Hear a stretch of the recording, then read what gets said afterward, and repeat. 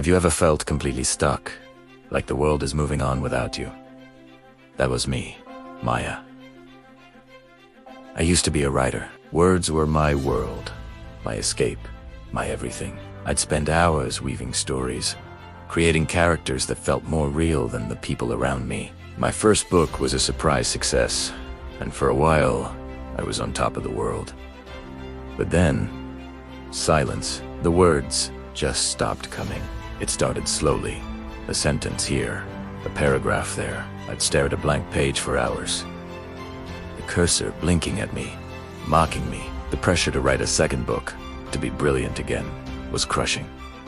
My agent's calls went unanswered. Friends would ask, "How's the new book?" And I'd just smile and say, "It's coming along." But it wasn't. I was drowning in a sea of self-doubt. The joy I once found in writing turned into a source of anxiety and dread.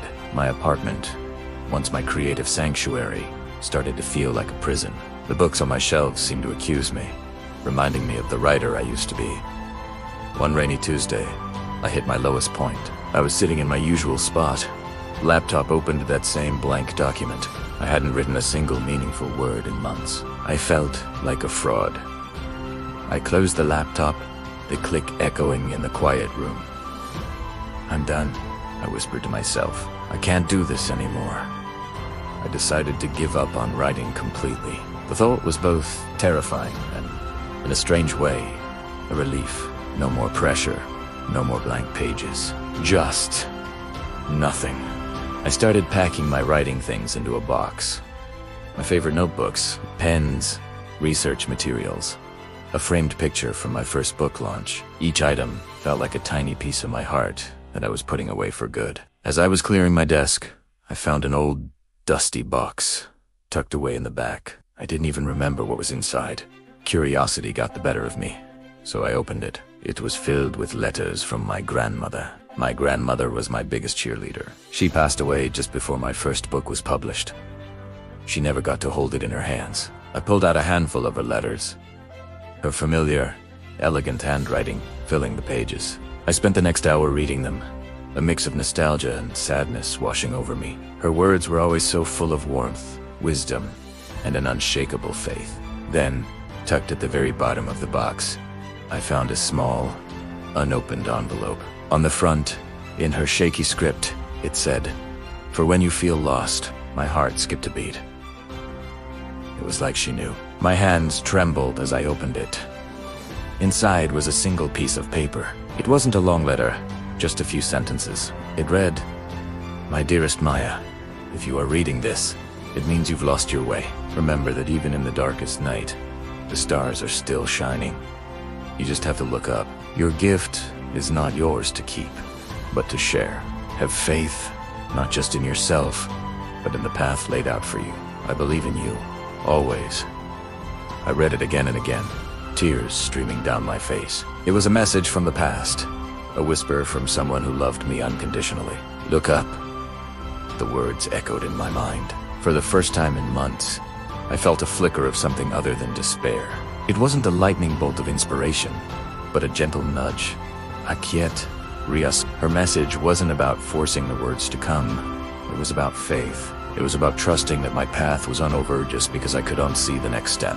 That night, I didn't try to write. Instead, I just sat with her letter. I thought about her faith, how it guided her through her own life's challenges. I had been so focused on my own abilities, on my own strength, that I had forgotten to lean on anything greater. I had been trying to control the entire journey instead of trusting the process. The next morning, I woke up feeling different, lighter. I made a cup of coffee and sat down at my desk. I didn't open my laptop. Instead, I took out a fresh notebook and a pen. I didn't try to write a masterpiece. I wrote about the rain. I wrote about the feeling of my grandmother's letter in my hands. I wrote about feeling lost and about the tiny spark of hope I was starting to feel. The words weren't perfect. They were messy and emotional and raw, but they were mine. They were real, and for the first time in a very long time, writing felt like coming home. The dam hadn't burst, but a small crack had appeared. and a trickle of water was starting to flow through, and that was enough. That letter didn't magically solve all my problems. The writing is still hard some days. The fear of the blank page still creeps in. But now, when it does, I don't see it as a sign of failure. I see it as an invitation to have faith. I look at my grandmother's words, framed on my desk now. Look up. It reminds me that my worth isn't tied to my productivity or my success. It reminds me that creativity isn't a machine you can turn on and off. It's a garden that needs to be tended with patience, with love, and with a little bit of faith. Maybe you're feeling lost right now. 2.